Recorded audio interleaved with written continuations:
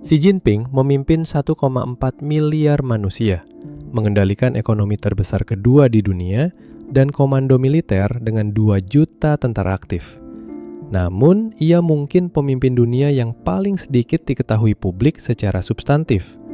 Tidak ada konferensi pers spontan, tidak ada wawancara mendalam, tidak ada pernyataan informal. Banyak analis menyebutnya pemimpin Cina paling berkuasa sejak Mao Zedong. Namun yang tersisa di ruang publik hanyalah wajah tenang yang muncul di layar media negara. Sebuah paradoks institusional antara skala kekuasaan yang luar biasa dan minimnya transparansi personal yang dapat diverifikasi. Lebih dari setengah abad sebelum posisi itu, sosok yang sama adalah seorang remaja berusia 15 tahun yang tidur di dalam gua batu di pedesaan miskin Cina, makan seadanya, dan secara sosial dicap sebagai anak dari seorang yang dianggap pengkhianat negara. Xi Jinping lahir pada 15 Juni 1953 di Beijing. Ayahnya, Xi Jongsun, adalah salah satu pendiri Republik Rakyat Cina, tokoh revolusi yang berjuang berdampingan dengan Mao Zedong dan kelak diakui sebagai bagian dari kelompok yang dikenal sebagai 8 Sesepuh Partai Komunis.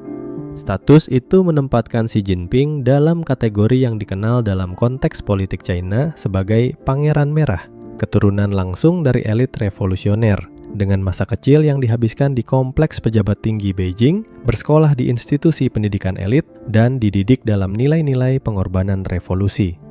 Namun pada 1962, ketika Xi Jinping baru berusia 9 tahun, ayahnya dijatuhkan secara politis.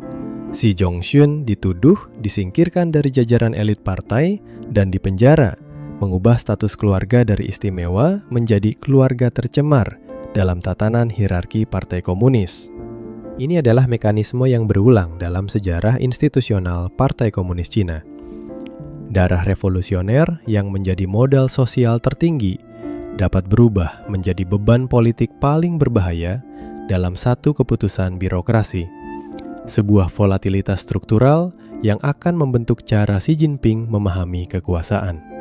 Dari titik jatuh keluarga inilah, 1962 hingga masa revolusi kebudayaan yang menyusul, perjalanan Xi Jinping dari anak pejabat yang disingkirkan menuju puncak hierarki Partai Komunis Cina dimulai. Dan mekanisme pendakian itulah yang akan kita telusuri pada bagian berikutnya. Dari titik jatuh itulah seluruh perjalanan ini bermula. Dan jika kamu ingin menelusuri setiap babnya sampai tuntas, ada baiknya kamu ikuti channel ini dari sekarang. Pada 1966, revolusi kebudayaan yang dilancarkan Mao melepaskan jutaan pemuda pengawal merah untuk menghancurkan siapapun yang dicap kontra-revolusioner, dan keluarga Xi tidak luput dari gelombang ini. Ayah Xi diarak di depan massa, dihina, dan dipaksa menunduk dengan papan tudingan tergantung di lehernya, sebuah prosedur penghinaan publik yang sistematis dalam mekanisme revolusi kebudayaan. Sementara keluarga Xi tercerai-berai. Xi Jinping muda, alih-alih terlindungi oleh latar belakang ayahnya, justru menjadi sasaran serangan karena dosa ayahnya. Sebuah mekanisme deindividualisasi yang lazim diterapkan rezim terhadap keluarga pejabat yang dijatuhkan. Pada Januari 1969, di usia 15 tahun, Xi termasuk dalam jutaan pemuda kota yang dikirim ke pedesaan dalam program Xiafang, kebijakan struktural yang memindahkan kaum urban untuk belajar dari kaum tani, dengan tujuan sebuah desa terpencil bernama Liangjiahe di provinsi Shanxi.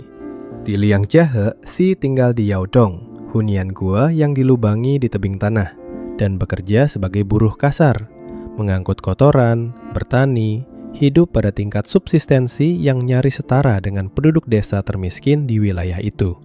Pada awalnya, Xi tidak bertahan. Ia kabur kembali ke Beijing, ditangkap, dan dikirim balik ke desa. Tapi setelah titik itu, ia memilih strategi yang berbeda. Membaur dengan para petani, bekerja keras, dan secara bertahap membangun kepercayaan warga dari bawah. 7 tahun di pedesaan ini, kelak Xi ceritakan bukan sebagai trauma, melainkan sebagai ujian yang menempanya. Periode yang memberinya 2 aset institusional, kredibilitas sebagai orang yang pernah merasakan penderitaan rakyat jelata, dan keyakinan bahwa bertahan di dalam sistem jauh lebih kuat daripada melawannya. Yang perlu dicatat secara analitis, meski partai secara institusional menghancurkan ayahnya, baik ayah maupun anak tidak pernah berpaling dari partai. Loyalitas Xi pada Partai Komunis melampaui luka pribadinya, dan ini adalah kunci struktural untuk memahami seluruh trajektori politiknya. Memasuki fase berikutnya, Xi mendaftar ke Partai Komunis dan ditolak berulang kali karena status ayahnya. Konon hingga hampir 10 kali, sebelum akhirnya diterima pada 1974 dan menjadi sekretaris cabang partai di desanya. Setahun kemudian, 1975, ia mendapat tiket masuk ke Universitas Tsinghua untuk mengambil teknik kimia, tepat ketika rehabilitasi ayahnya pasca Mao mulai membuka jalan. Karier Xi Jinping pasca kuliah adalah pelajaran tentang pendakian birokrasi yang perlahan dan terukur. Dari Hebei, ke Fujian, ke Zhejiang, hingga memimpin Shanghai. Sebuah perjalanan 3 dekade tanpa lompatan dramatis. Di Fujian pula, pada 1987, Xi menikahi Peng Liyuan, seorang penyanyi rakyat yang pada saat itu jauh lebih dikenal publik dibandingkan dirinya sendiri. Sepanjang pendakian itu, Xi membangun reputasi yang spesifik, hati-hati, bersih dari skandal besar, tidak menonjol, dan tidak terikat pada faksi tertentu di dalam struktur partai. Justru karena tampak tidak mengancam siapapun, banyak elit partai menganggapnya sebagai pemimpin kompromi yang aman. Sebuah kalkulasi politik yang kelak terbukti keliru. Pada 2008, ia diangkat sebagai wakil presiden.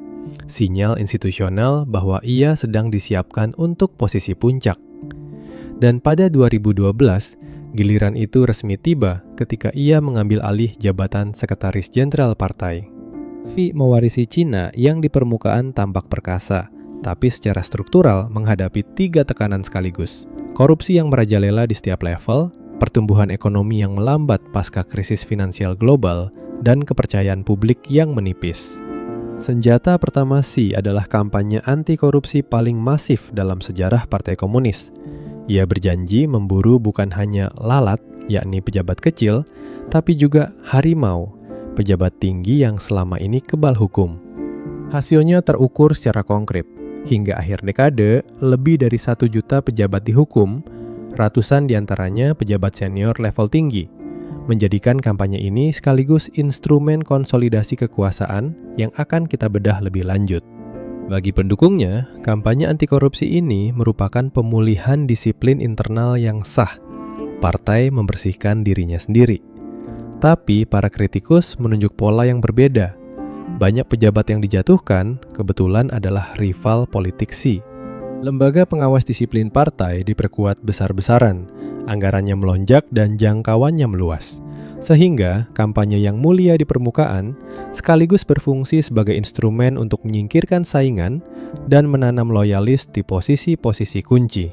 Hasilnya terukur. Dalam waktu singkat, Xi mengumpulkan kekuasaan pribadi yang lebih besar dari 2 pendahulunya, Jiang Zemin dan Hu Jintao. Pada 2016, partai menganugerahinya gelar Core Leader, gelar yang sebelumnya hanya disandang Mao, Deng, dan Jiang.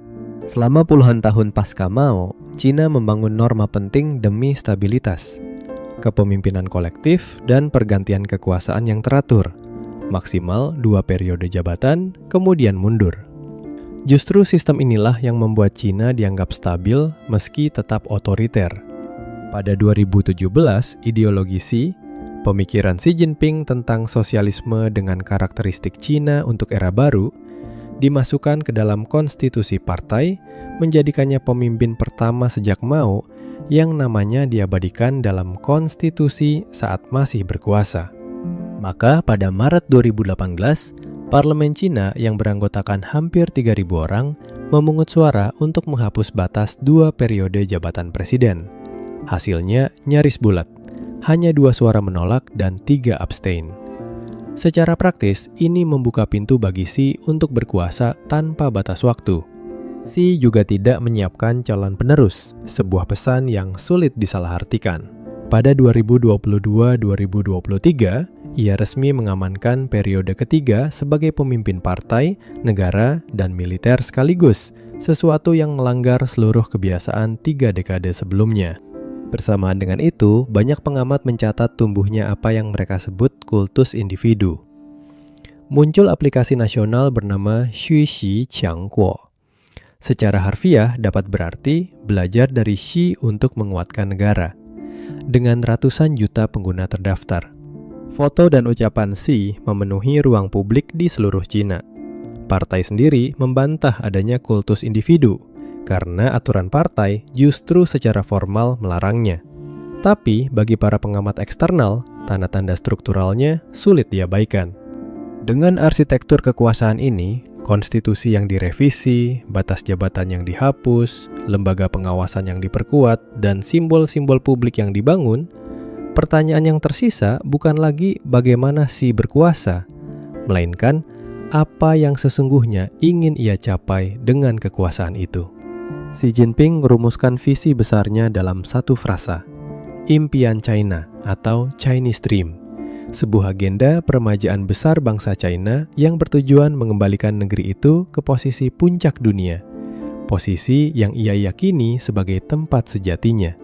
Di balik visi itu terdapat narasi yang disebut abad penghinaan, periode historis ketika Cina dianggap lemah dan dipermalukan oleh kekuatan asing. Xi menjual janji bahwa eranya adalah era Cina bangkit dan tidak akan pernah mengalami penghinaan serupa lagi. Berbeda dari para pemimpin reformasi sebelumnya yang menekan ideologi demi pertumbuhan ekonomi, Xi justru menghidupkan kembali ideologi secara eksplisit, menempatkan partai sebagai institusi yang harus mengendalikan segalanya, ekonomi, teknologi, militer, dan sektor swasta. Posisi Xi terhadap ekonomi bersifat selektif. Ia mendukung mekanisme pasar, tapi menolak kapitalisme liberal model barat, dengan prinsip bahwa negara harus memegang kendali atas sektor-sektor strategis nasional. Di bawah kepemimpinannya pada 2021, China mendeklarasikan telah menghapus kemiskinan ekstrim di pedesaan. Klaim yang terlepas dari perdebatan soal definisinya, didasari program pembangunan berskala besar.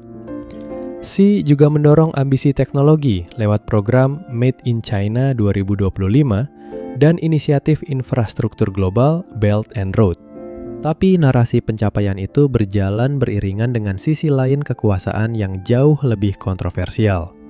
Yang paling disorot dunia internasional adalah situasi di Xinjiang, di mana kelompok hak asasi manusia dan sejumlah pemerintah barat menuduh Cina menahan ratusan ribu hingga jutaan warga Muslim Uighur di kem-kem. Tuduhan tersebut mencakup laporan kerja paksa, pengawasan ekstrim, dan upaya sistematis menghapus budaya serta agama mereka. Amerika Serikat secara resmi menyebutnya genosida, sementara pemerintah China membantah keras semua tuduhan ini, mengklaim fasilitas tersebut adalah pusat pelatihan kerja untuk memberantas ekstremisme. Di Hong Kong, setelah gelombang protes besar pada 2019, Beijing memberlakukan Undang-Undang Keamanan Nasional pada 2020 yang secara efektif memadamkan gerakan pro-demokrasi, membungkam media oposisi, dan memenjarakan sejumlah aktivis. Di dalam negeri, era Xi ditandai oleh negara pengawasan berteknologi tinggi, kamera di mana-mana, sensor internet yang ketat, dan ruang yang makin sempit bagi kritik publik. Sebuah arsitektur kontrol sosial yang dibangun secara sistemik. Puncak ketegangan domestik bagi banyak warga adalah kebijakan nol COVID, penguncian wilayah yang keras dan berkepanjangan hingga akhir 2022, yang akhirnya memicu protes langka di berbagai kota, menjadi salah satu ekspresi ketidakpuasan publik terbuka yang paling jarang terjadi di era Xi. Inilah paradoks struktural kepemimpinan Xi. Di satu sisi, pengentasan kemiskinan dan kebangkitan ekonomi yang terukur. Di sisi lain, kontrol sosial yang makin mengikat. Memahami dua sisi ini adalah prasyarat untuk membaca bagaimana Cina memproyeksikan kekuatannya ke panggung dunia. Di panggung global, Xi membawa China yang jauh lebih tegas. Gaya diplomasinya dijuluki diplomasi serigala pejuang. Para diplomat China yang sebelumnya bersikap kalem, kini secara terbuka membalas kritik Barat dengan nada keras dan konfrontatif. Isu Taiwan selalu berada di jantung kebijakan luar negeri Xi. Ia menegaskan reunifikasi sebagai tujuan yang tidak dapat ditawar, dan China terus menekan pulau itu melalui manuver militer, isolasi diplomatik, serta tekanan ekonomi yang berlapis. Namun banyak analis menilai bahwa setidaknya untuk saat ini, perang terbuka terlalu berisiko bagi Xi. Kondisi ekonomi yang goyah dan kalkulasi kesiapan militer membuatnya cenderung menunggu ketimbang mengambil tindakan langsung terhadap Taiwan. Hubungan dengan Amerika Serikat berkembang menjadi rivalitas yang mendefinisikan abad ini. Sepanjang 2025, perang dagang dengan pemerintahan Trump memanas sebelum akhirnya mereda melalui serangkaian kesepakatan di penghujung tahun. Pada September 2025, Xi mempertontonkan kekuatan dalam parade militer besar di Beijing, berdiri berdampingan dengan Vladimir Putin dan Kim Jong-un, sebuah pesan simbolis tentang poros kekuatan baru yang sedang terbentuk di luar orbit barat. Rivalitas itu terus berlanjut. Presiden Trump dijadwalkan mengunjungi Beijing pada April 2026, sebuah pertemuan yang akan menjadi ujian berikutnya bagi arsitektur hubungan dua kekuatan terbesar dunia. Tapi di balik citra penguasa tak tersentuh, tantangan Xi justru menumpuk. Dan banyak diantaranya bersumber dari ekonomi, yang selama ini menjadi fondasi legitimasi Partai Komunis Cina itu sendiri. Pertumbuhan melambat. Krisis properti yang berkepanjangan menggerus kekayaan kelas menengah. Utang pemerintah daerah membengkak. Populasi menua dan mulai menyusut. Dan pengangguran kaum muda sempat melonjak ke level yang mengkhawatirkan. Sebagian pengamat mulai mengajukan pertanyaan struktural. Apakah Xi telah mencapai puncak kekuasaannya? Dengan menumpuk seluruh wewenang di satu tangan, ia secara bersamaan menumpuk seluruh tanggung jawab dan seluruh risiko di satu titik yang sama. Ketika tidak ada penerus yang disiapkan, satu pertanyaan besar menggantung di atas masa depan China. Apa yang terjadi setelah Xi? Ini bukan sekadar pertanyaan tentang suksesi, melainkan pertanyaan tentang ketahanan institusional sistem yang telah ia rancang ulang sepenuhnya. Maka pertanyaan tentang siapa Xi Jinping sesungguhnya dan apa yang ia tinggalkan akan menjadi fokus bagian penutup, sebuah kalkulasi akhir antara warisan kekuatan yang ia bangun dan fragilitas struktural yang ia wariskan kepada China. Arah kebijakan yang dipilih Xi Jinping untuk 1,4 miliar penduduk China akan ikut menentukan bentuk tatanan dunia dalam dekade-dekade mendatang, menjadikan pemahaman atas sosoknya bukan sekedar relevan, melainkan secara struktural penting. Maka pertanyaan yang tersisa bukan semata tentang kebijakan apa yang ia ambil, melainkan tentang siapa Xi Jinping sebagai aktor institusional, motivasi, kalkulasi, dan arsitektur kekuasaan yang membentuk setiap keputusannya. Memahami mekanisme di balik sosok Xi bukan hanya rekam jejak kebijakannya, memberi kita kerangka analitis untuk membaca bagaimana China sebagai institusi negara akan bergerak dalam sistem internasional ke depan. Jika menelusuri mekanisme di balik kekuasaan seperti ini terasa penting bagimu, Ruang Makro menghadirkan analisis serupa secara rutin. Subscribe agar tidak ada satupun yang terlewat.